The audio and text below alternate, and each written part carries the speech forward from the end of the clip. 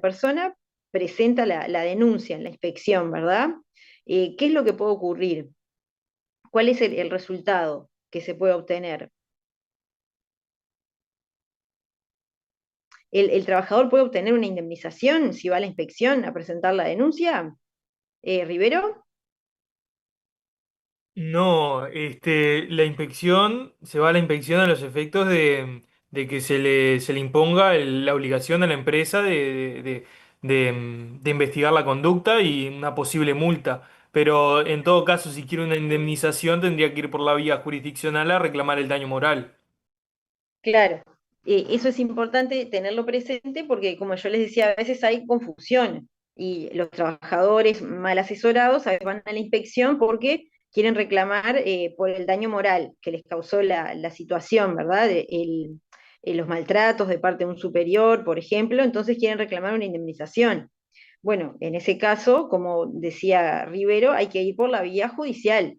En la inspección, justamente, lo que se puede lograr es que se le imponga una multa a la empresa, que la inspección le dé indicaciones al empleador acerca de cómo debe capacitar a los mandos para evitar estas situaciones a futuro. Puede ser que la inspección le ordene a la empresa hacer un protocolo si no lo tiene todavía, pero en realidad el trabajador no va a obtener ninguna indemnización. Si lo que pretende es eso, justamente tiene que ir por otra vía. Eso es importante tenerlo claro. Y justamente ustedes saben que la ley de acoso sexual específicamente prevé una posible compensación que puede reclamar el trabajador, lo cual no obsta a que con el asesoramiento correspondiente el trabajador reclame otro tipo de indemnización, a su vez, más allá de la que establece la norma.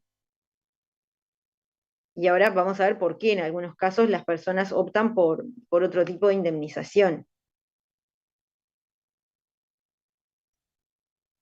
Lo que establece la ley de acoso sexual, la 18.561, es que la persona puede darse por indirectamente despedida cuando sufre este tipo de acoso en el lugar de trabajo, y entonces en ese caso va a reclamar la indemnización por despido, a lo cual se le puede sumar el reclamo por despido abusivo, en donde allí el monto es mayor.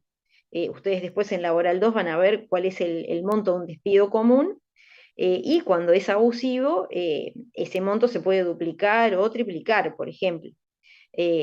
Obviamente la estimación la va a hacer el trabajador con el asesoramiento de su abogado, hay que ver cuál fue la situación. Y ahí decimos que hay un despido indirecto porque la persona se ve obligada a renunciar. No es que quiera renunciar al trabajo, pero se ve obligada a dejar el empleo por las situaciones. Por eso se llama despido indirecto. Y esta es una figura que ya había sido reconocida desde hace muchísimo tiempo en la doctrina y en la jurisprudencia, y justamente ya se hablaba de esa posibilidad de acumular un reclamo por despido indirecto cuando la persona se ve obligada a renunciar al empleo en virtud de las condiciones, y acumular a ese reclamo el despido abusivo. Esto era algo que ya desde hacía mucho tiempo la jurisprudencia lo admitía y la doctrina también, pero esta es la primera vez que lo vemos plasmado en una ley. Acá justamente la 18.561 habla de manera directa de el reclamo por despido indirecto sumado al despido abusivo. Y acá ven ustedes que se le establece una tarifa a ese reclamo. Se dice que va a ser de 6 mensualidades. La indemnización por despido más 6 mensualidades. Eh, y acá una cuestión que se ha discutido en la doctrina es que este monto puede ser menor al que suelen asignar los tribunales. Yo les comentaba que en general se habla de 2 o 3 IPD, y ese monto puede ser mayor a las 6 mensualidades, dependiendo de la antigüedad que tenga el trabajador. Capaz que si el trabajador no tiene mucha antigüedad, el monto es el mismo. Entonces, por un tema económico, a veces no se ha dado que los trabajadores opten por esta vía para reclamar. Sí se ve con mayor frecuencia situaciones de despido indirecto más despido abusivo, pero que reclaman la indemnización común, la que puede ser de 2 o 3 IPD, pero no fundan su reclamo en la ley, porque justamente la ley establece una indemnización tarifada. Es una indemnización por despido abusivo, pero está tarifada. Entonces, como el monto puede ser un poco menor, por eso es que no se ha optado por este camino. Además, otra dificultad es que el procedimiento a seguir es el de la acción de amparo, que como ustedes saben, la ventaja es que es un procedimiento más rápido, cuando el trabajador pretende obtener una compensación, ¿verdad? En virtud de la situación que estaba viviendo, decidió irse del empleo con todo lo que eso implica, ¿verdad? Se queda sin trabajo, tiene que conseguir un nuevo empleo. Entonces, por eso, la acción de amparo tiene la facilidad de que es un procedimiento rápido. Pero el problema es que hay que presentar el reclamo dentro de los 30 días posteriores a que se produce el ilícito. Imagínense lo que es para situaciones de este tipo, reunir la prueba en 30 días, convencer a los testigos de que declaren, capaz que la persona no está decidida tampoco si realmente quiere ir por este camino o no, porque puede estar muy afectada. Entonces, lo que ocurre es que las personas que se ven afectadas por este tipo de situaciones, no les es tan sencillo tomar la decisión de reclamar en 30 días.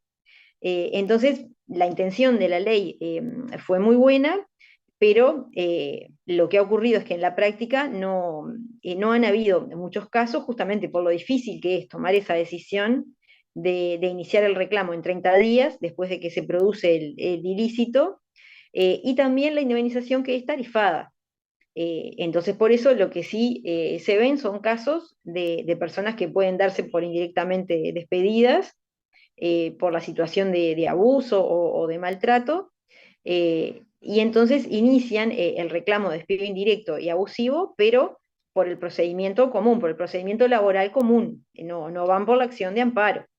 Y eso se ha entendido que es totalmente admisible. El hecho de que la ley de acoso sexual establezca una vía determinada no quiere decir que el trabajador no pueda ir por el procedimiento general. Y eso es lo que ocurre en la mayoría de las situaciones. Tampoco se ve mucho esta otra opción que prevé la ley, que es de reclamar solamente el daño moral. Eso es cuando la persona no se da por indirectamente despedida, o sea, sigue trabajando en la empresa y lo que hace es reclamar el daño moral. Eso no es muy frecuente porque, como ustedes se imaginarán, no es fácil para el trabajador iniciar un reclamo de este tipo cuando aún está trabajando en la empresa. Por eso, en general, las reclamaciones se hacen eh, cuando la persona ya tomó la decisión de darse por despedida, entonces ahí se reclama el despido indirecto más el monto correspondiente por la abusividad. Pero no es muy común que se inicie una reclamación por daño moral cuando todavía se están realizando tareas en el establecimiento. El vínculo se hace muy complejo, ¿no? Es muy complicado poder mantener esa situación de seguir trabajando y a la vez iniciar una reclamación por estas cuestiones. Y otra cosa importante que establece la norma es una protección contra represalias. Lo que se establece es que el trabajador o los testigos que hayan declarado en el procedimiento no pueden ser objeto de despido ni de sanciones disciplinarias en un plazo de 180 días de presentada la denuncia. Entonces, es decir, no es que el empleador no los pueda sancionar, si lo sanciona tiene que estar bien justificado. Hay una presunción de ilicitud por ese plazo de 180 días, de que si justo se le aplica una suspensión a alguien que declaró ante la inspección en un procedimiento de denuncia o en sede judicial, por ejemplo, en principio hay una presunción de que es una sanción abusiva, a menos que el empleador realmente demuestre el motivo, de que no, bueno, en realidad se lo suspendió porque había llegado tarde o porque había faltado sin aviso. Ahí la carga de la prueba la tiene la empresa. Y también hay una penalización de las denuncias falsas. Naturalmente, estos son procedimientos que se establecen a efectos de proteger a los trabajadores, por lo cual cuando se hacen denuncias falsas, eso deslegitima totalmente la protección que se pretende instalar. Entonces, por eso se prevé que si hay una denuncia falsa, la persona puede ser pasible de acciones penales, y también se puede entender que se ha configurado la notoria mala conducta. No sé si tienen alguna duda de este tema, de lo que vimos ahora o de algo de la clase pasada. Profe, estaba levantando la mano. No pretendo detenerme en respecto a lo del amparo, pero me parece interesante porque en consultorio no vemos temas laborales y tampoco había escuchado sobre la acción de amparo respecto a pretensiones laborales. Entiendo, obviamente, que el proceso de amparo es un proceso sumarísimo, pero mi Sí, duda está en cómo comprobás o en qué fundás la urgencia, porque hay otras vías para accionar por la pretensión laboral, pero la urgencia en claro. este caso, Bueno, está previsto solamente para los casos de acoso sexual. Después, cuando es para cualquier otro reclamo de tipo laboral, hay que seguir el proceso laboral, que ustedes lo van a ver en los cursos de procesal y en laboral 2 también, pero en realidad esto lo establece de manera expresa la ley. O sea, la ley 18.561 hace una remisión al proceso de la acción de amparo. Entonces, por eso es que se puede utilizar. De lo claro, contrario, sí habría que probar la urgencia, ¿no? Pero en este caso es la ley directamente que remite al proceso de la acción de amparo. entonces en estos casos, como la ley remite, la urgencia no Claro, tendrá que ser probada. exacto, Bien. exactamente. Pues está previsto de manera expresa para las situaciones de acoso sexual. Pero como les comentaba, no se ha utilizado demasiado porque no es tan fácil para la persona tomar esa decisión, ¿verdad? Iniciar el reclamo en 30 días y también reunir la prueba, convencer a los testigos, son cosas que llevan su tiempo. A veces las personas terminan iniciando el reclamo casi al borde de la prescripción, ¿verdad? Cuando ya quizás se fue de la empresa. Cuando la persona se va de la empresa, tiene hasta un año para iniciar cualquier reclamación, y a veces se terminan presentando casi en el borde de la prescripción, ¿no? Porque es algo que no es sencillo desde el punto de vista emocional para la persona. Bueno, muchachos, y ahora vamos a comenzar con algunos aspectos que refieren a la protección del derecho a la intimidad del trabajador. Habíamos visto que dentro de lo que es ese deber de proteger la dignidad del trabajador en la empresa, tenemos el deber de prevenir el acoso y la violencia en el lugar de trabajo, el deber de prevenir el acoso sexual.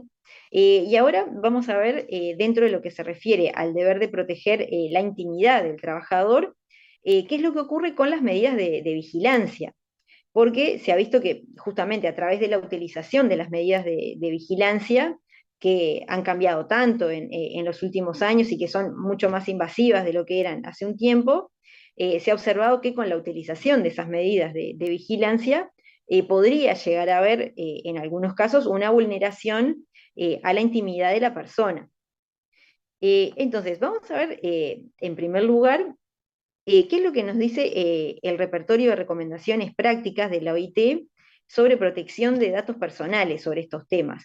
No es una norma obligatoria, vean que no es un convenio internacional, es un repertorio de recomendaciones prácticas que nos permiten conocer cuál es la posición de la OIT sobre estos temas. Por más que no sea obligatorio, nos da algunas guías acerca de cómo actuar con relación a estos temas. Este repertorio es del año 1997 y tiene varias pautas justamente acerca de cómo proceder en cuanto a la protección de los datos personales de los trabajadores. Y el artículo 6.14, vean qué interesante, nos dice que en realidad el empleador no puede elegir cualquier medio de vigilancia, no puede utilizar el medio de vigilancia que él quiera, sino que siempre tiene que dar preferencia a los medios que tengan el menor impacto sobre la vida privada del trabajador. Vean que esto es bien interesante, porque hoy en día estamos tan acostumbrados a que hay cámaras en todos lados, o que la empresa puede controlar los mensajes de WhatsApp que envía el trabajador, o el correo electrónico, pero en realidad cuando el empleador decide adoptar esas medidas de control, siempre tiene que evaluar si no hay algún otro medio que tenga un impacto menor. sobre la vida privada de los trabajadores. Hay que evaluar si no hay algún otro mecanismo que permita cumplir con esa finalidad de control, que es natural dentro de lo que es el ejercicio del poder de dirección y del poder disciplinario, y que a la vez sea menos lesiva de la intimidad del trabajador. Esta es una pauta que nos da el repertorio que es bien interesante tenerla presente. Y entonces, ¿qué es lo que se ha entendido en general a nivel de la doctrina y la jurisprudencia? Ya desde un fallo del Tribunal Constitucional Español, que tiene muchos años, lo que se ha entendido es que siempre que el empleador quiere utilizar algún medio de control, tenemos que evaluar el juicio de idoneidad, es decir, tenemos que ver si esa medida que se pretende adoptar cumple con la finalidad prevista, si realmente cumple con esa finalidad de control o de supervisión. El juicio de necesidad. Una vez que nosotros determinamos que esa medida cumple con el fin para el cual se dispuso, ¿no? Esa medida realmente sirve para controlar y supervisar que la tarea se realice en forma adecuada. Pero ¿es realmente necesaria? Porque no existe otro mecanismo menos lesivo de la intimidad de los trabajadores que se pueda adoptar. Ese es el segundo paso, ¿no? Del test de ponderación. Vean ustedes que es como que vamos subiendo una escalera. Primero que nada, bueno, se quieren instalar cámaras. Perfecto. ¿Esa medida es realmente necesaria para poder controlar cómo se hace la tarea o por una cuestión de seguridad? Bueno, podríamos decir que sí, quizás puede ser, es idónea, ¿verdad? Disculpen, para cumplir con ese fin, es una medida idónea. Pero es necesaria porque no hay ningún otro mecanismo para cumplir con ese mismo objetivo de controlar cómo se hace la tarea o de vigilar la seguridad del establecimiento. Es necesaria porque no hay ninguna otra medida que sea menos lesiva. Vean que ahí es donde empezamos a hilar más fino, porque capaz que si es un establecimiento muy grande, podemos entender que sí, que realmente no hay otra forma de controlar cómo están haciendo sus tareas las personas o de garantizar la seguridad que no sea instalando las cámaras. Eh, Ahora, si es un establecimiento más pequeño, quizás pueden haber otras medidas que cumplan con la misma finalidad de controlar la realización de la labor y que no sean tan lesivas de la intimidad de los trabajadores. Por eso vieron que ahí con el juicio de necesidad es que empezamos a hilar más fino, ¿no? Es, bueno, realmente esta medida es necesaria porque no hay ninguna otra que cumpla con la misma finalidad y que pueda ser menos lesiva de la intimidad de los trabajadores. Esa es otra pregunta que nos tenemos que hacer y que es justamente lo que veíamos en el artículo 6.14 del repertorio de recomendaciones prácticas de la OIT. Y después, en tercer lugar, seguimos subiendo otro escalón, y en tercer lugar tenemos que analizar si de la adopción de esa medida se derivan más ventajas que perjuicios en cuanto a la lesión de un derecho fundamental. Eso es lo que se conoce como la ponderación en sentido estricto. De esa medida, ¿no? Si pensamos en instalar cámaras, por ejemplo.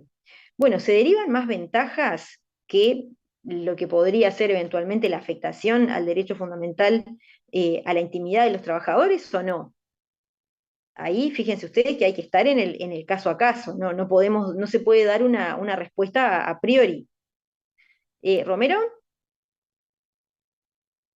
Sí, justamente iba a hablar de la ponderación, que también tiene que seguir cierta razonabilidad, porque, por ejemplo, si pensamos en poner cámaras de vigilancia, por ejemplo, en un baño, va a afectar Claro, obviamente a la intimidad de los trabajadores, o en un vestuario, o en las áreas sin de duda. descanso, o, por ejemplo, donde se reúne el sindicato, eh, se entiende como que en realidad lesionaría la intimidad de los trabajadores y la ponderación de derechos protegería más que nada la intimidad.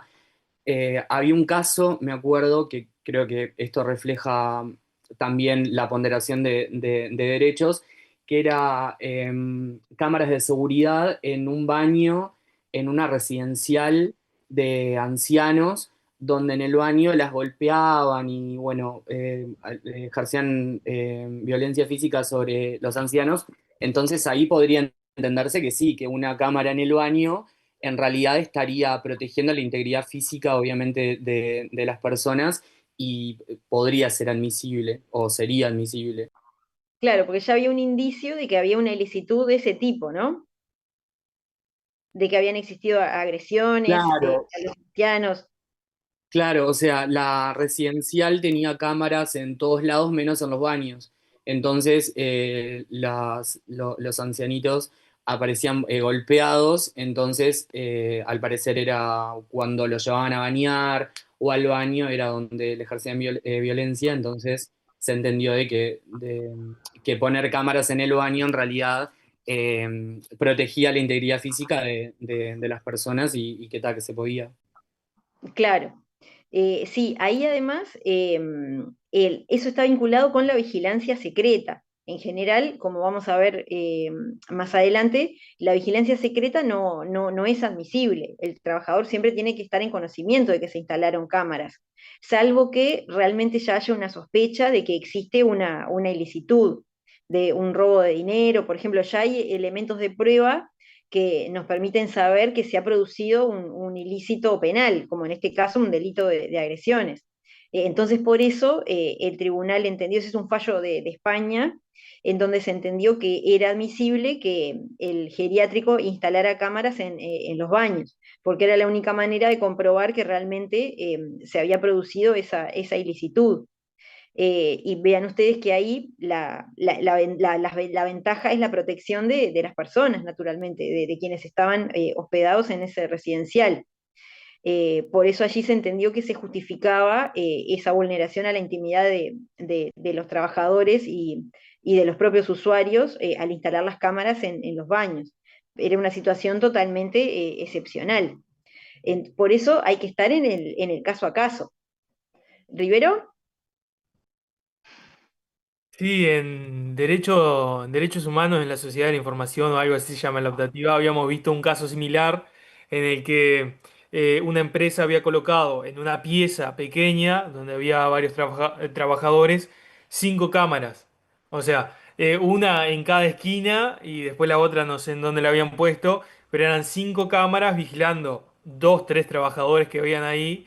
Y entonces, claro, había una desproporcionalidad porque no era necesario estar midiendo Claro, un aspecto que hacía el trabajador. El trabajador levantaba el brazo y lo veías de diferentes perspectivas. claro. Vean ustedes que ahí parecería, en este ejemplo que dice Rivero, no pasamos ni el segundo escalón. Si vamos al primero, el juicio de idoneidad, y bueno, instalar cámaras, ¿es idóneo para poder controlar cómo se realiza la tarea? Y sí, es una medida idónea. Ahora, ¿es realmente necesario porque no existe otro mecanismo menos lesivo a la intimidad de los trabajadores? Y ahí habría que ver, parecería que sí hay otra forma de controlar la tarea, porque realmente 5 cámaras en un lugar pequeño, parecería que eso no es necesario. Se puede lograr el mismo fin con otro instrumento que sea menos lesivo de la intimidad de los trabajadores. Y ahí ya cuando llegamos al tercer escalón, ¿no? A la ponderación, vemos que realmente de esa situación se derivan más perjuicios, hay una afectación mayor al derecho fundamental a la intimidad que las ventajas que de eso se derivan. Entonces ahí es cuando tenemos que descartar la implementación de ese tipo de controles. ¿Romero? Volviendo al ejemplo de la residencial, eh, si por ejemplo en vez de poner cámaras justificando la protección física de las personas, fuese porque o quisiesen poner cámaras en el baño porque, no sé, hurtaran el papel o el alcohol en gel o las toallas o algo de eso, claramente es como lógico pensar que no, porque en realidad eh, se está lesionando el derecho a la intimidad de los trabajadores por algo que es mínimo y que podría ser resuelto, por ejemplo, con fiscalización. Cuando Por los supuesto. trabajadores salgan de su jornada, bueno, fiscalizar a ver si se están robando algo. Por supuesto, controlando el stock, con un control del inventario, se puede lograr esa misma finalidad y no hay una afectación al derecho a la intimidad de los trabajadores y de los usuarios. Fíjense que en ese caso se estaba justificado porque lo que primaba era la protección de un bien mayor, como es la vida y la seguridad de los ancianos que estaban en ese lugar. Pero una cosa es pretender proteger la vida y la salud de quienes se hospedaban en el residencial, y otra cosa es proteger el patrimonio de la empresa. Son casos totalmente diferentes. Incluso la aplicación de este test de ponderación es cuestionada por parte de la doctrina cuando hablamos justamente de contraponer lo que es el poder de dirección y la protección de los derechos fundamentales. Porque en realidad este test de ponderación, ustedes si ya cursaron algunas materias vinculadas en donde vieron este tema, habrán visto que justamente el test de ponderación se usa cuando tenemos dos derechos fundamentales que están en juego en una situación concreta. Entonces nosotros tenemos que definir, bueno, cuál es el derecho fundamental que va a primar en ese caso concreto. En realidad no hay una jerarquía de los derechos fundamentales. Ferrajoli justamente dice que los derechos humanos están todos en el mismo escalón. No hay un orden dentro de los derechos fundamentales. Pero hay algunas situaciones concretas en donde podemos decir que hay uno que prima sobre el otro. Fíjense que en este ejemplo que veíamos, ahí tenemos una contraposición entre el derecho a la intimidad del trabajador y el derecho a la vida y a la salud de los ancianos, ¿no? Que estaban hospedados en ese residencial. Claramente tenemos un conflicto entre dos derechos fundamentales y tenemos que ver cuál es el que prima en ese caso concreto, por más que no haya una jerarquía entre los derechos. Pero es diferente contraponer dos derechos fundamentales a hacer una especie de contrapunto entre un derecho fundamental y el poder de dirección del empleador, porque en realidad el poder de dirección no tiene la jerarquía de derecho fundamental, es una potestad que puede utilizarse de diferentes maneras, pero no es un derecho fundamental, claramente. Algunos dicen que podría derivarse del derecho al trabajo, del derecho a la empresa, que tendría reconocimiento constitucional por ese lado, pero es más discutible. Entonces ahí hasta incluso algunos cuestionan que puede utilizarse el test de ponderación cuando tenemos que contraponer el ejercicio del poder de dirección frente a un derecho fundamental del trabajador, que quizás lo más adecuado en ese caso sería hablar, bueno, de si la medida es razonable o no, analizarlo desde el principio de razonabilidad, que es uno de los principios del derecho del trabajo, como ustedes saben. Y seguramente llegaríamos a una conclusión similar, pero de todas formas, desde el punto de vista teórico, tengan presente que yo creo que sí que es cuestionable hablar del test de ponderación cuando lo que queremos hacer es contraponer, bueno, el ejercicio del poder de dirección con un derecho fundamental del trabajador. Es una herramienta que es útil, pero habría que ver desde el punto de vista teórico hasta dónde es correcta su utilización. Quizás es mejor hablar de si la medida es razonable o no, y seguramente vamos a llegar a una conclusión muy similar. Y entonces, ustedes van a ver que a nivel nacional la ley 18.331 establece principios que van en la línea de lo que prevé el repertorio de recomendaciones prácticas de la OIT, y también hay varios dictámenes de la Unidad Reguladora y de Control de los Datos Personales que van en ese sentido. Como ustedes saben, siempre que hablamos de la implementación de cualquier medida de vigilancia, esta tiene que ceñirse a los principios de legalidad, de finalidad. Hay que ver si esa medida que se quiere implementar realmente persigue un fin que sea lícito y no se está utilizando esa herramienta con otro tipo de fines espurios. El principio de consentimiento informado. Esto está previsto en el artículo 9 y en el artículo 13 de la 18.331. Después vamos a ver que en algunos casos, como estamos hablando de datos, de información, imágenes de los trabajadores que se están recabando con una finalidad laboral, más que el consentimiento, lo que se requiere es la información. La persona tiene que estar informada. Más allá de que esté de acuerdo o no, lo importante es informar a la persona y que esa vigilancia no se realice de forma secreta. El principio de veracidad. La empresa tiene que asegurar que esa información que se está almacenando sea verdadera. Hoy en día ustedes saben que hay toda una discusión sobre esto con la posibilidad de alterar imágenes con inteligencia artificial, grabaciones que pueda haber en la empresa. Si eso se guarda, bueno, hay que ver por cuánto tiempo va a permanecer en el establecimiento, cuáles son las medidas de seguridad para guardar esas grabaciones, asegurarse que no sean alteradas. Porque si eso es alterado, imagínense lo que puede ocurrir si se utiliza como medio de prueba en un juicio, por ejemplo. Esto va de la mano con el principio de seguridad. La empresa tiene que designar un responsable de seguridad, que es el que va a ser el responsable de guardar toda la información que la empresa tiene sobre los trabajadores, su información que esté en su currículum, ¿verdad? Sobre otros lugares en los que haya trabajado, referencias laborales. Esa información solo se puede divulgar con el consentimiento del trabajador. Y lo mismo imágenes que pueda haber en las cámaras de seguridad. Para eso, justamente, la ley ordena que se designe un responsable. Eh, y a su vez, como ustedes saben, si la empresa quiere instalar cámaras, estas tienen que estar identificadas necesariamente, y tienen que estar identificadas con un logo.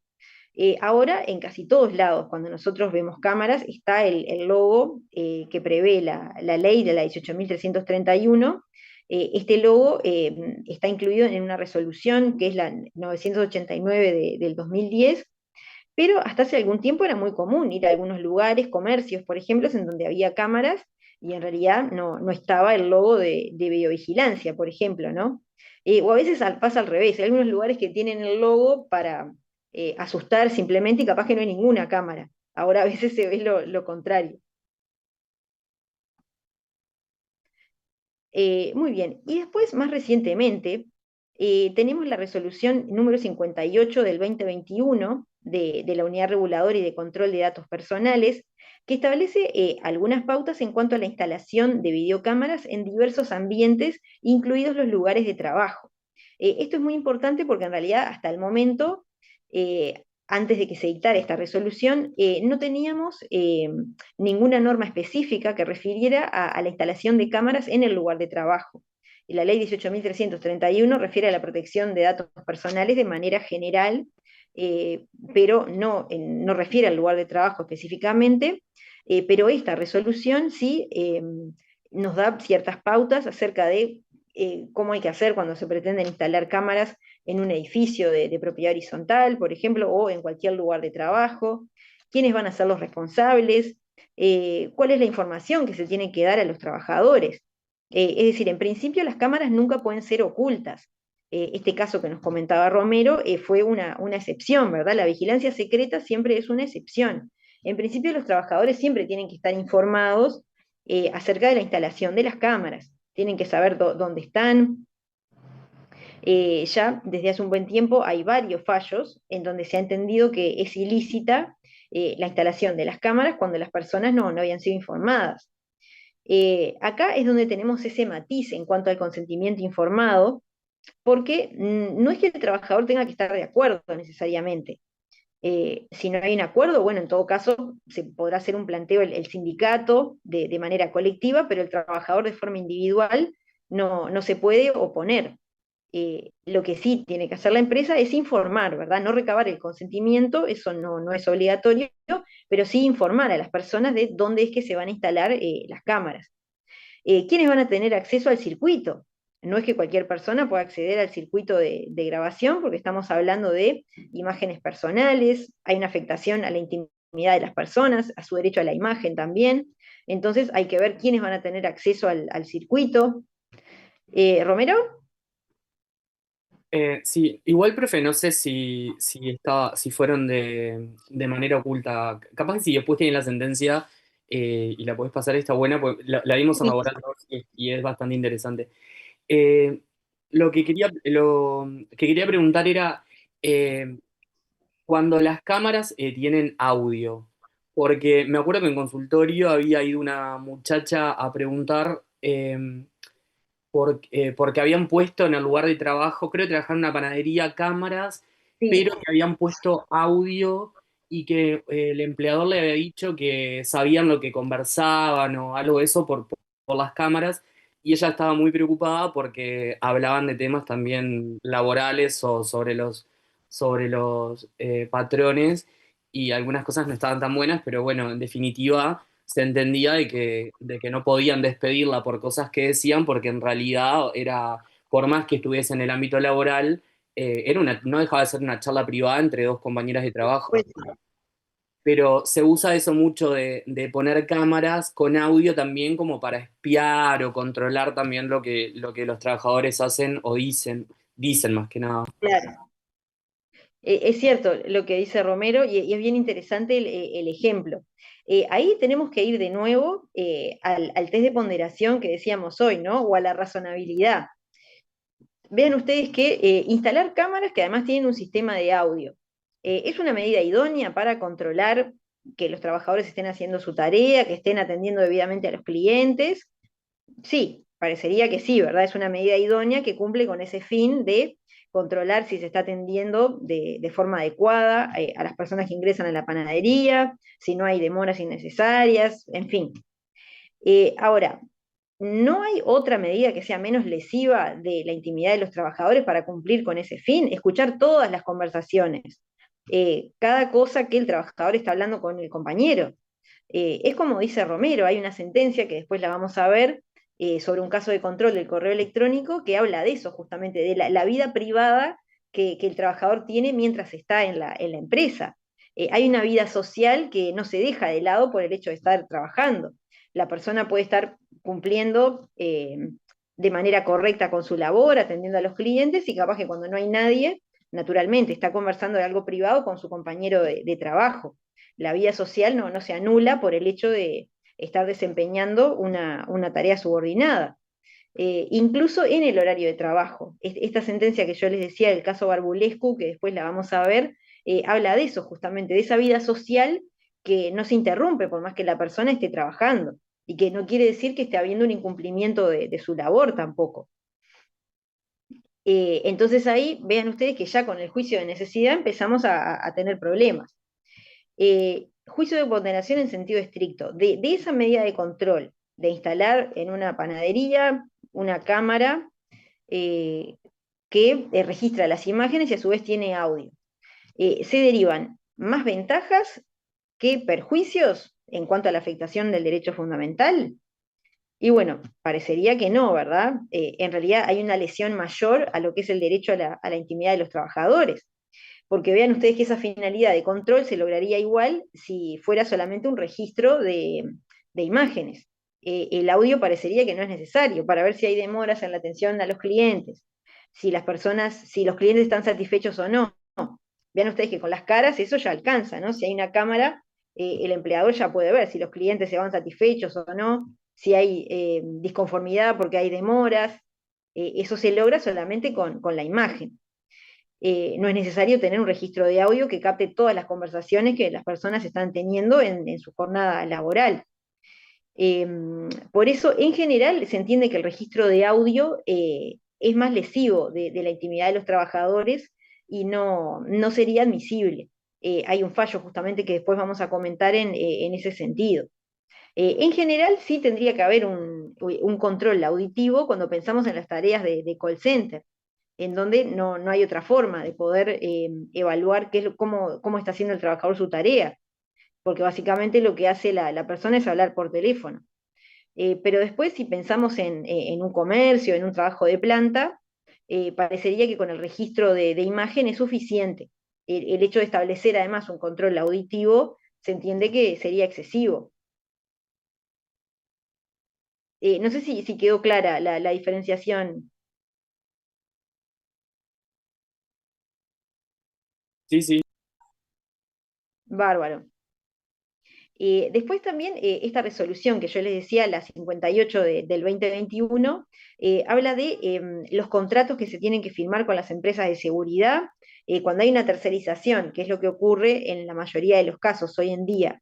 La empresa principal tiene que establecer en el contrato con la empresa tercerizada quién va a ser el responsable de seguridad, quién va a poder ingresar a ese circuito, ¿no? ¿Cuáles son las personas de la empresa principal y de la tercerizada que van a poder acceder a las grabaciones? ¿Cuáles son los lugares en donde se van a instalar las cámaras? Como decían ustedes hoy, hay lugares en donde se entiende que nunca sería admisible. El caso de los baños. ¿Qué más? ¿En qué lugares no se podrían instalar cámaras en la empresa?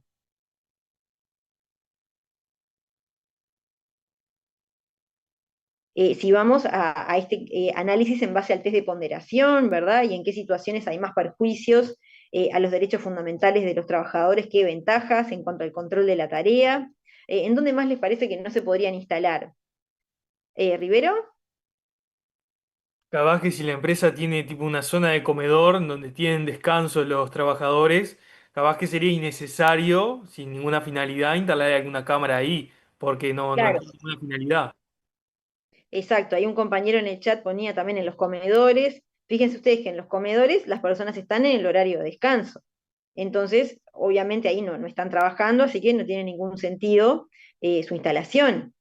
¿En qué otro lugar, Romero?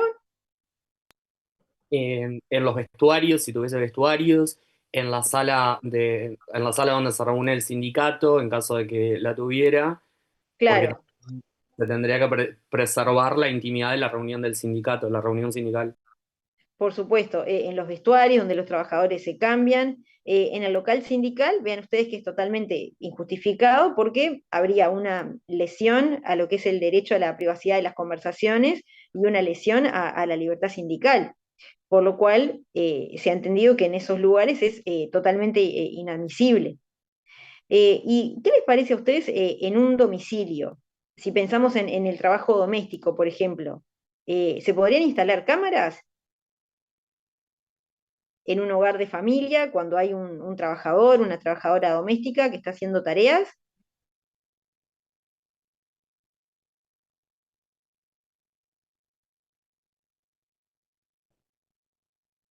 ¿Qué les parece? ¿Sería posible? ¿Rivero? Sí, un caso similar habíamos visto también en la optativa de Derechos Humanos en la Sociedad de la Información, en el que una persona que tenía un teletrabajo se le pedía que, o sea, constantemente tuviera la cámara prendida mientras estaba en horario laboral. Y podría ser un poquito desproporcional, o sea, violando el principio de Claro. proporcionalidad. Claro. Sin duda, imagínense alguien que está en teletrabajo y que todo el día le pidan que tenga la cámara prendida. Sin duda, esa es una medida que no es necesaria porque la empresa tiene otras formas de controlar que la persona está cumpliendo con la tarea y sin duda no pasa el test de ponderación porque hay una afectación mayor al derecho a la privacidad de esa persona que las ventajas que puede obtener el empleador.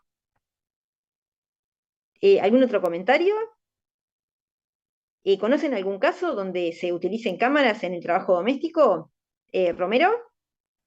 En el trabajo doméstico, como por ejemplo vos decís, yo pongo cámaras en mi casa porque viene la de limpieza. Claro, Y en ese caso yo entiendo que sí, o sea, no poniendo cámaras en el baño o por ejemplo en lugares donde, no sé, se pueda cambiar o si es una doméstica con cama, tipo ponerle una cámara en su dormitorio, o sea, va de suyo que no, pero entiendo de que si tenés cámaras, ponele en el living, en la cocina o en tu dormitorio porque, no sé, tenés joyas de valor o no sé, o tenés cuadros muy caros, bueno, puede ser que sí esté permitido. claro. Ahí vean ustedes que para el trabajador, la trabajadora doméstica, ese domicilio, esa casa de familia, es un lugar de trabajo. O sea que tenemos que aplicar los mismos criterios que los que habíamos visto hasta ahora. Es un lugar de trabajo más. Eso es lo que señaló justamente la Unidad Reguladora y de Control de los Datos Personales en un dictamen, el número 19 del 2012, en donde se había hecho una consulta justamente sobre la instalación de un sistema de videovigilancia en la cocina-comedor de una casa de familia, y allí la unidad reguladora llegó a la conclusión de que es como en cualquier lugar de trabajo. Naturalmente no se pueden instalar cámaras en los baños o en el dormitorio, si es una trabajadora o trabajador domésticos sin retiro, o sea que pernoctan en el domicilio de la familia. Naturalmente no se pueden instalar cámaras en el dormitorio, pero sí en el comedor o en el dormitorio por ejemplo, si es un trabajador doméstico que cuida a niños, entonces donde están en el lugar donde juegan los niños, por ejemplo, eso sería admisible. Y justamente esta resolución que veíamos recién, la 58 del 2021, hace referencia a esta cuestión de que es posible instalar cámaras en este caso, siguiendo los mismos criterios en cuanto a preservar la intimidad del trabajador o la trabajadora en los baños, también, bueno, en el dormitorio, si es sin retiro, y en todos los casos informando a la persona, porque es muy común pensar que como es, bueno, es el lugar en donde vive la familia, es mi casa, yo hago lo que quiero, si quiero poner cámaras, eh, las puedo instalar sin ningún problema. Ahora, cuando hay una persona realizando tareas de forma subordinada, se le tiene que informar al trabajador que están esas cámaras. No se pueden instalar de manera secreta, salvo que ya en realidad haya una prueba fehaciente de que se cometió un ilícito penal, ¿verdad? De que hubo agresiones a un niño, imagínense, o bueno, a un anciano en el hogar, o que hubo robo de bienes, por ejemplo. Pero a menos cuando no se tiene esa prueba, o sea, simplemente la familia quiere instalar cámaras, se le tiene que informar a los trabajadores. Esto ustedes seguramente habrán escuchado, que es muy común que las personas instalen cámaras en su casa y no le avisan al trabajador, porque piensan que como es su domicilio no tienen por qué informarle a nadie. En realidad no tienen por qué informarle a nadie si no tiene trabajadores dependientes. Si no hay ningún trabajador doméstico, no hay ningún problema. Pero en realidad si hay una persona trabajando, se le tiene que informar. ¿Romero?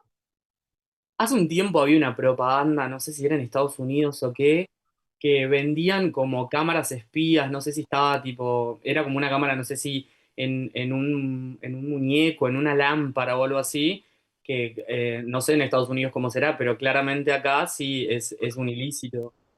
Claro. Sí, vieron que a veces en Estados Unidos las posiciones sobre estos temas varían un poco.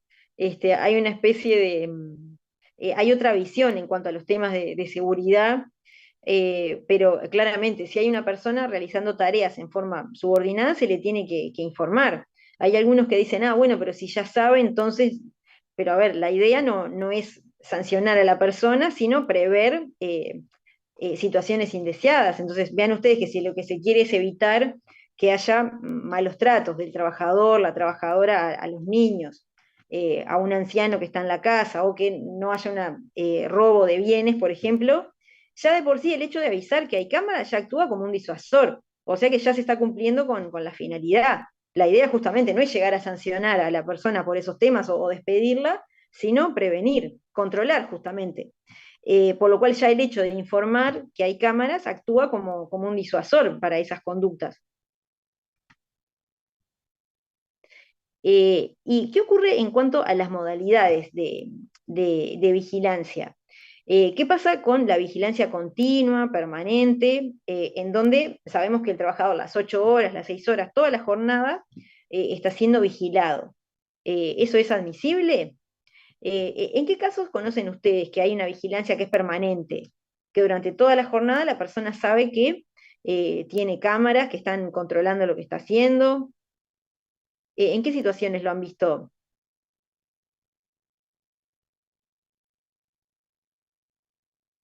¿Puede repetir la pregunta?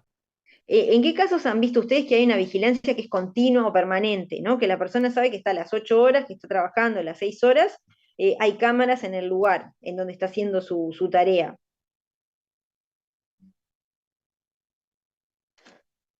Esto se ve sobre todo cuando la persona está haciendo tareas que pueden ser muy sensibles desde el punto de vista de la seguridad. Por ejemplo, en el caso de los bancos, hoy en día el manejo de efectivo que hay es menor, ¿verdad? Pero en los bancos, por ejemplo, hay cámaras que apuntan a las manos del cajero durante toda la jornada. Lo mismo ocurre en el caso de los conductores de ómnibus o los guardas. La cámara en ese caso no apunta al rostro de la persona, se intenta preservar su intimidad en el sentido de que no se apunta al rostro, pero sí apuntan a las manos y básicamente a donde se encuentra el dinero. Ahí lo que se entiende es que es una forma de proteger también la vida de estos trabajadores que a veces han sufrido agresiones muy importantes en casos de robos en el transporte público, como ustedes saben. En el caso de los bancos hay otras medidas de seguridad, pero de todas formas, por el tipo de tarea que realizan, se entiende que es justificada la vigilancia permanente. En los taxis también se han dado casos en que se instalan cámaras que apuntan al lugar en donde se hace el pago, ¿verdad? Hoy en día con el uso del débito, de las transferencias, esto ha disminuido, pero de todas maneras se considera que está justificada esa vigilancia permanente por el riesgo que hay, no solamente desde el punto de vista económico, pero también de agresiones a los trabajadores, que lamentablemente son muy habituales en los casos de robos. Después, la vigilancia secreta. Como decíamos hoy, en principio no es admisible. Siempre, en todos los casos, la resolución 58 del 21 de la unidad reguladora nos dice que se tiene que informar a las personas de la instalación de cámaras. Se tiene que informar en dónde están, hacia dónde apuntan, ¿verdad? No es que se tenga que recabar el consentimiento, pero se le tiene que informar al trabajador de la instalación de esas cámaras. Solamente se admite la vigilancia secreta cuando hay esta sospecha, hay una especie de prueba de que se cometió un ilícito penal. Son situaciones muy excepcionales, ¿no? Como estas del geriátrico que veíamos. Son casos en donde realmente hay que analizar con lupa si se justifica la instalación de cámaras sin que la persona sepa. Después también la vigilancia individualizada, cuando hay una cámara que está dirigida, pero a un trabajador específicamente, no se dirige a la planta, ¿no? O a la oficina en general, sino que se dirige a una persona en concreto. ¿Esto en qué situaciones les parece que se puede dar?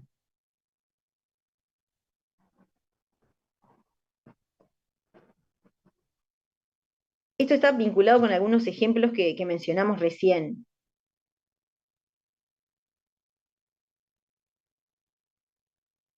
Esto es sobre todo cuando se manejan bienes, ¿no? Lo que yo les comentaba en el caso del chofer de ómnibus. La cámara no está apuntando a todo el transporte colectivo, o sea, no es que se vean todos los pasajeros, sino que apunta a dónde está el dinero o a las manos del conductor. En el caso del cajero, lo mismo, el cajero del banco.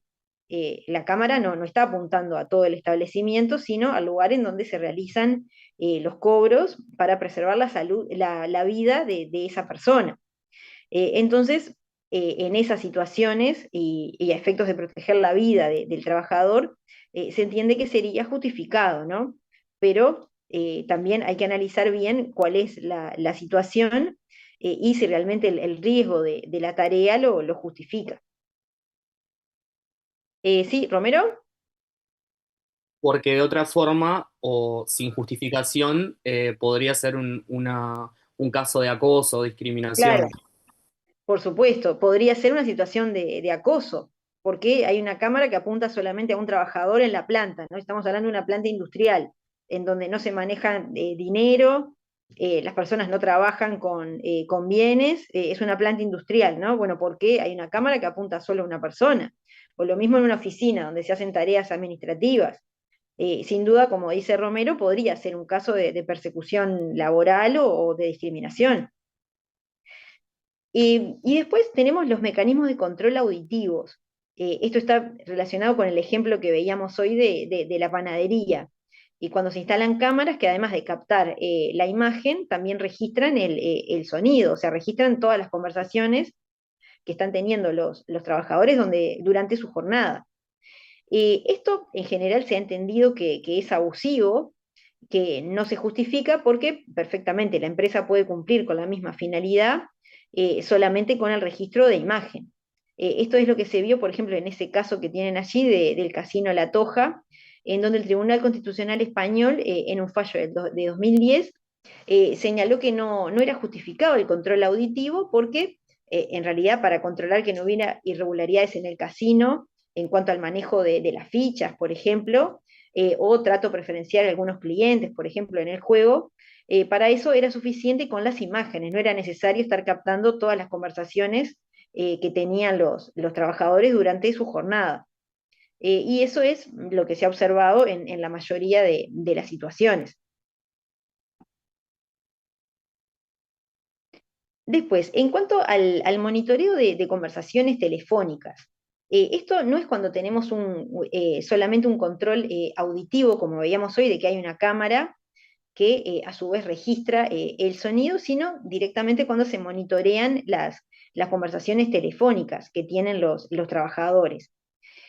Acá, vean ustedes, hay un caso muy interesante del Tribunal Europeo de Derechos Humanos del año 97, de una funcionaria policial contra Reino Unido. Vean que acá se va al Tribunal Europeo porque se entiende que hay una violación de alguna directiva de la Comunidad Europea, en este caso las directivas que tienden a la protección de los derechos fundamentales de las personas. En este caso, la funcionaria entendió que se había vulnerado esa directiva por parte del país, es el Estado el que es responsable, entonces por eso acciona contra el Estado en sí mismo, ¿verdad? No contra su empleador directo, sino contra el Estado. Y acá se entendió que el monitoreo de conversaciones telefónicas había sido ilícito porque ella tenía dos teléfonos, ¿no? En el lugar en donde trabajaba esta funcionaria policial, tenía una línea que era para fines laborales y otra línea que era privada, en donde ella podía tener conversaciones con su familia, por ejemplo. En este caso eran conversaciones con su esposo, y el tribunal entendió que realmente había una expectativa de privacidad en las conversaciones, porque por algo era la línea privada. Tenía otra línea que sí era para utilizar con fines laborales. Entonces, por eso se entendió que el monitoreo de esa conversación telefónica no era justificado. Después, por ejemplo, ahí tienen otro caso de la Corte de Casación francesa, un fallo del 29 de enero de 2008, en donde se registraron más de 63 horas de llamados a sitios de encuentro. Esto vean que ya tiene un buen tiempo, en donde eran comunes esos números 0800 que las personas llamaban en su tiempo libre, pero acá ven ustedes que lo hizo en horario laboral, o sea, más de 63 horas de llamadas a estos números. Por más que algunos son sin costo, de todas maneras demostraba que la persona no estaba cumpliendo debidamente con su tarea. Entonces, por eso se consideró que había sido legítimo el control, el monitoreo que había hecho la empresa. Y después, en nuestro país tenemos el decreto 147 del 2012, que refiere a los call centers y que habilita el control. Ustedes saben que a veces cuando llamamos a algún lugar, a un call center, nos dicen que la conversación puede ser monitoreada. Eso se da justamente en el marco de lo que prevé el decreto 147 del 2012. Eh, ¿Y cuál será la finalidad? Además de controlar cómo el trabajador realiza su labor, cómo se atiende al cliente, ¿cuál les parece que puede ser otra finalidad del monitoreo en este caso?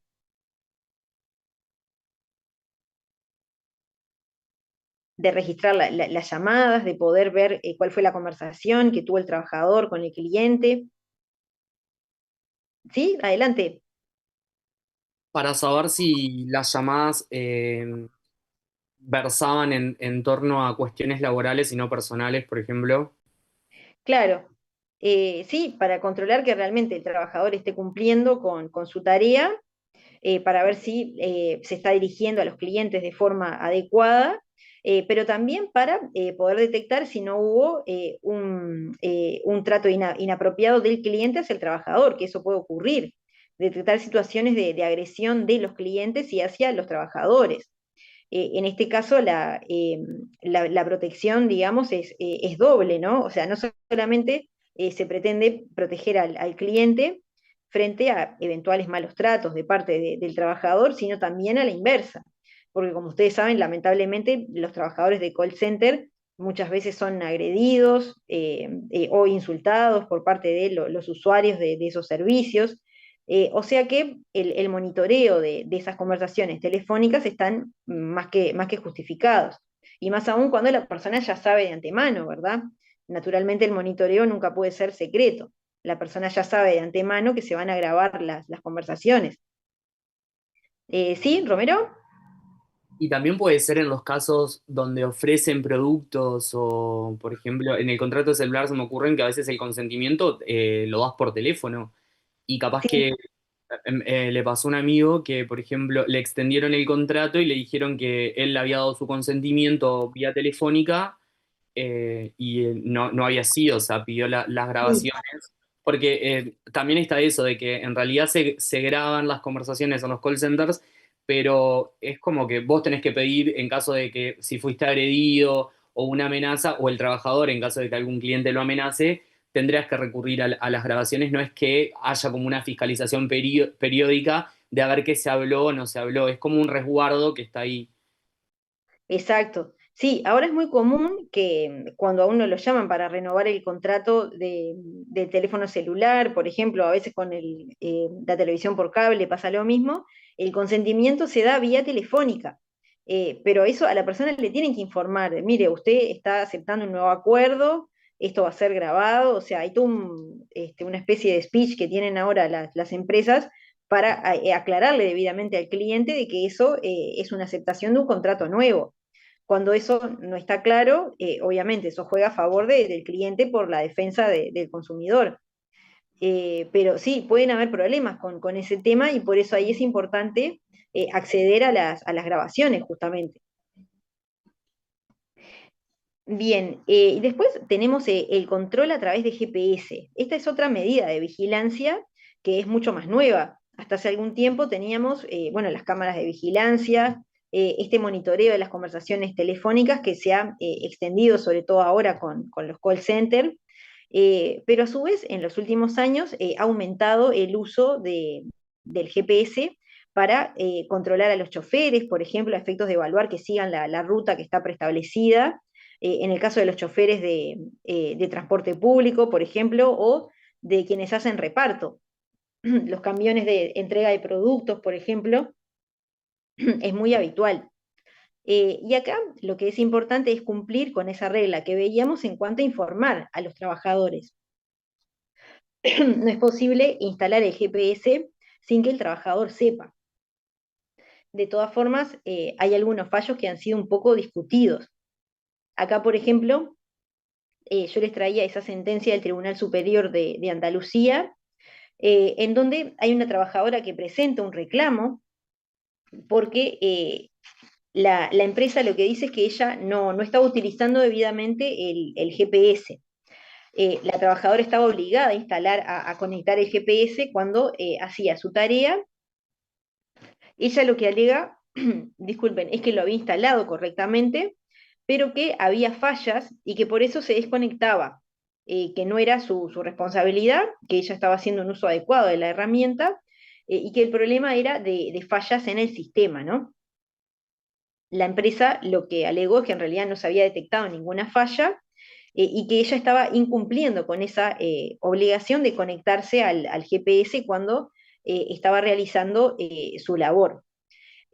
Allí el tribunal le dio la razón a la empresa y en realidad lo que es llamativo es que no se analiza demasiado esa legitimidad que tenía el empleador para instalar la medida y no evaluar otro tipo de controles, ¿verdad? Es decir, simplemente se da por cierto que al haberse solucionado los problemas de las fallas técnicas, porque es verdad que habían existido algunos problemas de funcionamiento, pero después el GPS estaba funcionando. Entonces, por eso se entendió que era legítima esa sanción que se aplicó a la trabajadora. Se dio por cierto de que esas fallas en el GPS se habían solucionado y que por eso correspondía sancionar a la trabajadora porque no la había conectado cuando estaba haciendo su labor. Es decir, no se indagó demasiado acerca de si quizás habían comenzado nuevamente otras fallas en el GPS o no. Se dio por cierta la versión de la empresa. Después hubo otras sentencias en realidad en España, en donde sí el uso del GPS fue más cuestionado. Después yo les voy a poner un extracto de una sentencia del Tribunal Superior de Justicia del País Vasco de 2011, en donde en realidad se declaró la nulidad de un despido a una trabajadora porque el GPS se había instalado de forma oculta sin informarle a la persona, por lo cual se entendió que la medida era ilícita. Es decir, se había recurrido a una medida secreta para verificar un incumplimiento y eso el tribunal en realidad entendió que no correspondía. Después, en el mismo sentido, hay una sentencia del Tribunal Superior de Justicia de Asturias de 2017, en donde se declaró la nulidad de un despido por vulneración de la privacidad, por el exceso de intromisión en la vida privada en virtud de la instalación oculta de GPS por parte de la empresa en el vehículo que utilizaba el trabajador. Acá también el problema es que no se le había informado al trabajador que se iba a instalar el GPS. Ustedes saben que en el caso de los choferes, por ejemplo, choferes de empresas que manejan un vehículo, a veces ocurre que durante la jornada pueden ir a su casa a buscar algo, a hacer un mandado, y eso es algo que está contemplado, o sea, se le permite a la persona hacer algunas diligencias privadas mínimas, ¿no? Siempre que cumpla con su labor. Y en este caso la empresa estaba al tanto de todos esos movimientos sin haberle informado al trabajador que se iba a instalar ese GPS. Entonces por eso el tribunal consideró que la medida no era adecuada. Después, en otro caso, por el contrario, o sea, este es un fallo del Tribunal Superior de Justicia de Castilla-La Mancha del año 2015, en donde se admitió una prueba derivada del GPS, porque el trabajador conocía su instalación, o sea, ya sabía que el vehículo que iba a manejar iba a contar con esta medida de vigilancia y además había firmado un contrato en el contrato con la empresa, o sea, había una cláusula que refería al uso de estas medidas de vigilancia, por lo cual se entendió que la medida, la sanción que aplicó posteriormente la empresa era correcta.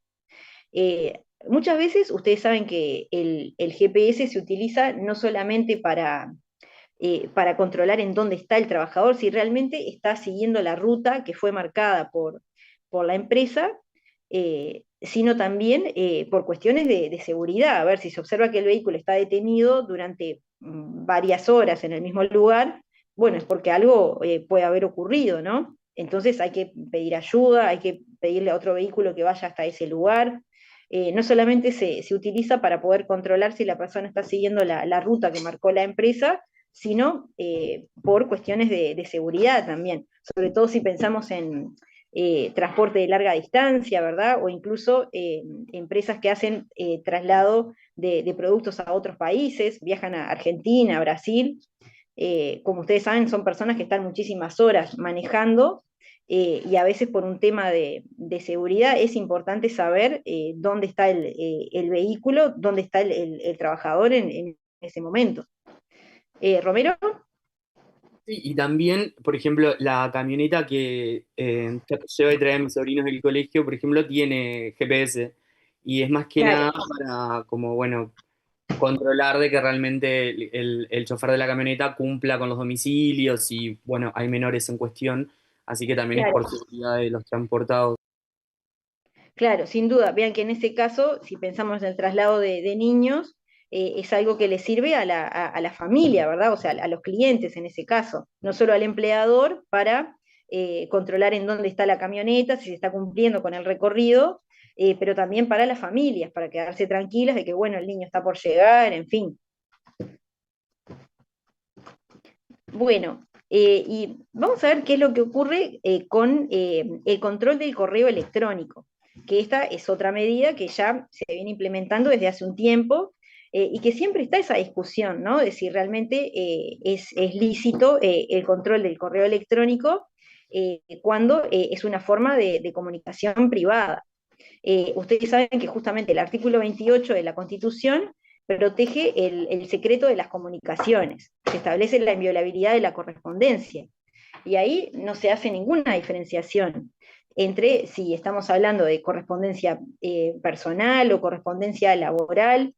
Naturalmente, cuando se incluyó ese artículo, faltaban muchísimos años para que comenzara a proliferar el correo electrónico, pero la realidad es que el artículo no hace ninguna diferenciación.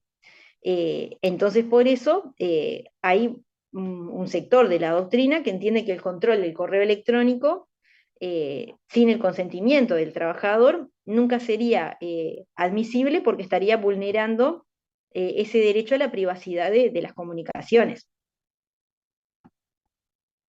Eh, hay un tratamiento igualitario, ¿verdad?, del correo personal y del correo institucional como una forma de correspondencia.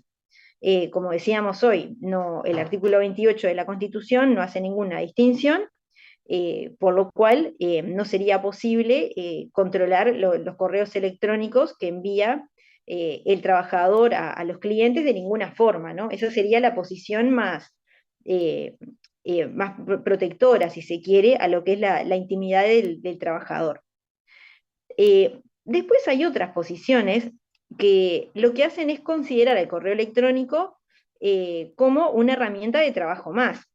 Naturalmente, cuando el trabajador tiene un correo con el dominio de la empresa, bueno, es una herramienta de trabajo más, como la computadora o la máquina que se utiliza en la planta, por ejemplo, una herramienta que puede utilizar el trabajador de la construcción. El correo electrónico sería una herramienta de trabajo más. Y por eso es natural que el empleador tenga algún tipo de interés en evaluar cuál es su uso, ¿no? De qué forma el trabajador utiliza el correo electrónico. Romero.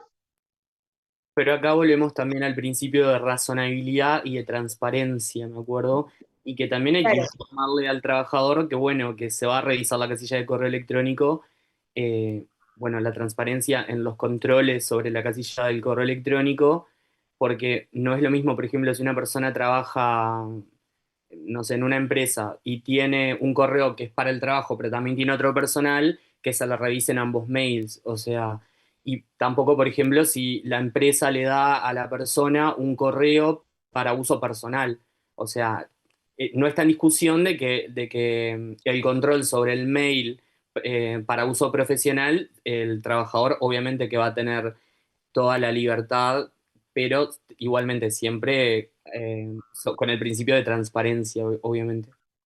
Claro, por supuesto. Es decir, no es porque entendamos que es una herramienta de trabajo, el control puede ser irrestricto o que se puede realizar de manera secreta. En todos los fallos, siempre los tribunales hacen hincapié en que se tiene que haber informado previamente al trabajador. Incluso hay sentencias en donde han considerado que el control no es legítimo porque justamente no se había informado a los trabajadores en forma previa. Las personas no sabían que el correo electrónico se iba a poder leer por parte de algún superior o del personal de tecnologías de la información, por ejemplo. Por eso, hoy en día algunos lo incluyen en el contrato de trabajo. Cuando se firma un contrato, se incluye una cláusula que dice que, bueno, el correo electrónico va a estar sujeto a controles, en fin. Sí, adelante.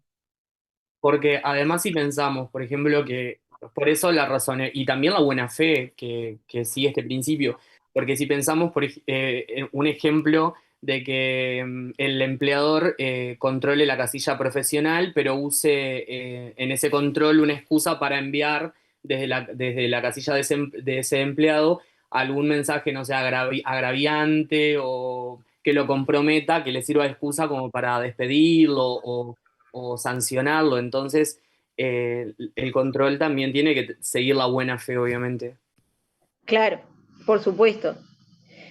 Esta es la tesis mayoritaria, si se quiere, hoy en día, ¿verdad? La que dice que, en definitiva, el correo institucional puede tener algún tipo de control, pero siempre que se haya informado previamente a los trabajadores y siempre que no exista otra medida que sea menos lesiva de la intimidad de la persona.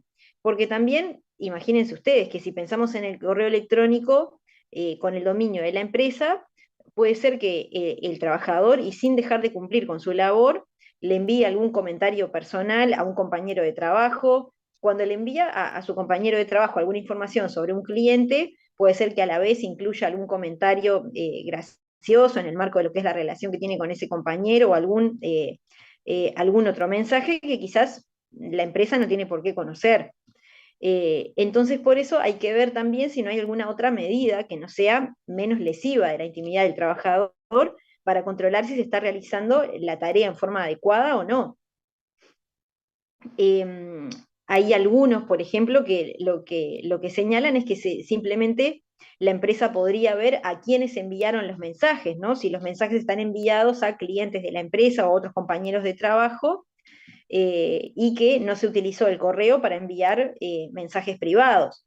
O sea, si ya se observa que no hubo ningún envío a familiares, amigos, ¿no? Que todos los mensajes que se enviaron siempre estaban dirigidos a clientes o a otros trabajadores de la empresa, quiere decir que el trabajador cumplió adecuadamente con su labor. No es necesario ingresar a leer cada uno de los mensajes. eso se ha entendido que sería una especie de medida alternativa para controlar el cumplimiento de la tarea sin necesidad de leer cada uno de los mails, ¿verdad? Otra cosa también a tener en cuenta es que el empleador podría conocer el contenido de los correos cuando estos son revelados por el destinatario, porque ahí no habría vulneración del derecho a la privacidad de las correspondencias. En realidad, si el propio destinatario, el que recibió el mensaje, lo revela, el empleador no tiene necesidad de ingresar al correo electrónico del trabajador para ver cuál fue el mensaje. Supónganse que un cliente presenta una queja porque el trabajador se dirigió de manera apropiada, le envió un mensaje con un contenido agresivo, ¿no? Y el propio cliente le envía ese correo a la empresa. Bueno, ahí no hay ningún tipo de vulneración a la privacidad porque es el propio destinatario el que está revelando el contenido. O sea que la empresa puede cumplir con su finalidad de control sin tener que ingresar al correo electrónico con el usuario del trabajador. Todo esto, vean ustedes que se discute justamente porque cuando la persona tiene un usuario con su nombre, tiene una contraseña, mal o bien siempre hay una expectativa de privacidad. Si no, ¿para qué tiene la contraseña? Es decir, podría entrar cualquier persona de la empresa sin necesidad de que cada uno tuviera su clave personal. Entonces, por eso siempre hay una expectativa de privacidad y los controles siempre tienen que informarse de forma previa. Esa es la posición mayoritaria. Ahora, hay otros fallos que lo que hacen es centrarse en la gravedad de la conducta. A veces cuando se detecta un volumen muy importante de mails con un contenido inapropiado o un volumen muy importante de mensajes enviados a familiares, amigos, personas que no son de la empresa, o sea, queda en evidencia que el trabajador utilizó el correo de manera excesiva para fines no laborales. Los tribunales hacen hincapié en eso, ¿no? En que la sanción o el despido por notoria mala conducta está justificado por ese uso exacerbado del correo electrónico para fines extralaborales. Y ahí capaz que no se analiza demasiado, bueno, si se había informado previamente o no. En general, cuando no se informó previamente a la persona, se entiende que la medida no es legítima. Pero a veces hay fallos que hacen mucho hincapié en eso, ¿no? De, bueno, envío de fotografías inapropiadas a amigos o a otros compañeros de trabajo, o cuando hay un volumen muy importante de correos que se envían con fines claramente extralaborales, se entiende que es justificada la medida de sanción, por ejemplo, o el despido por notoria mala conducta. Porque se hace más hincapié en eso, ¿no? En la gravedad de la conducta que en cómo se hizo el control. No sé si alguien conoce algún otro caso de esto.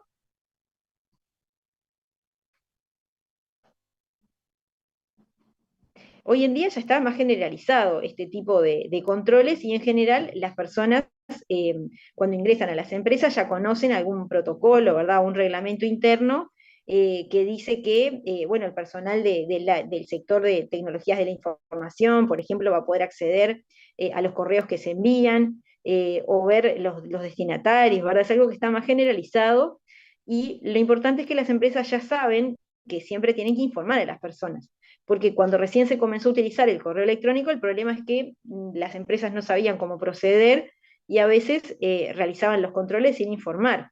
Y ahí es cuando se daban estas dificultades. Hoy en día, en la mayoría de los casos, las empresas tienen protocolos en donde se deja establecido que el correo se puede utilizar solamente para fines personales, disculpen, para fines laborales y no con otro tipo de finalidad, y se establecen también cuáles son los controles que se van a hacer. Otra cosa importante a tener presente es que si en la empresa, por ejemplo, siempre hubo una especie de tolerancia en cuanto al envío de correos con fines personales dentro de un volumen aceptable, de un día para el otro no se puede empezar a sancionar por estas cuestiones. Imagínense el trabajador que utiliza el correo de la empresa para enviarle algún mensaje a un compañero de estudios, ¿no? Tiene un parcial de la facultad, entonces, bueno, justo le quiere comentar algo a un compañero, entonces manda un mail desde el correo de la empresa, o le quiere avisar algo a su familia, por ejemplo, a su esposo, su madre, su padre, dentro de un margen razonable, ¿no? no es que se pase mandando mails a sus amigos ni nada por el estilo. Y eso siempre fue aceptado por la empresa, ¿no? Todos saben que la empresa, mal o bien, toleraba que los trabajadores enviaran algún mail a un compañero de estudio con algún material, ¿no? Para algún parcial, o avisar algo a su madre o su esposo, ¿no? De que hoy salgo más tarde, por ejemplo, ¿no? Y eso es tolerado por todos, es un uso y costumbre. ¿Se acuerdan que el uso y costumbre es fuente de derecho? Entonces, después la empresa no puede empezar a sancionar de un día para el otro cuando esa conducta era tolerada. En todo caso, si no lo va a permitir más, tiene que informar debidamente a los trabajadores. Porque si no, si resulta que se sanciona a un trabajador porque le mandó un material de estudio a un compañero o le había mandado un mail a su madre para avisar que salía más tarde, eso no sería legítimo porque había una expectativa de que esa conducta era tolerada. Entonces, por eso si hay un cambio en la política de la empresa, eso hay que comunicarlo. Bueno, muchachos, vamos a dejar por acá entonces. No sé si hay alguna duda o pregunta. La semana que viene, como ustedes saben, no tenemos clase por el periodo de exámenes, así que nos vemos el lunes. Para el parcial van a ir los temas que veamos hasta el lunes. En la próxima clase vamos a seguir con este tema, vamos a ver la utilización de otras medidas de control y su legitimidad. Vemos después si podemos avanzar en algún otro tema y para el parcial entonces va hasta lo que demos en esa clase. Bueno, suerte en los exámenes, nos vemos la otra semana. Nos vemos. Gracias, profe. Nos Profe, vemos. de la modalidad del parcial ya se habló. Sí, ¿se acuerdan que yo les comentaba que van a ser casos prácticos? Puede ser un caso largo o varios casos prácticos que ustedes tienen que analizar y comentar en base a lo que estuvimos viendo. Van a tener preguntas sobre esos casos y ustedes van a tener que responder en base a los criterios que vimos en clase, los criterios doctrinarios y jurisprudenciales, y lo suben en EVA, va a ser por EVA. Bien, bien. En ese caso tienen las 2 horas para el parcial, van a tener desde las 14 hasta las 16 horas para subirlo. Bueno, profe, muchas gracias. Bueno, nos vemos, hasta luego. Chau, chau.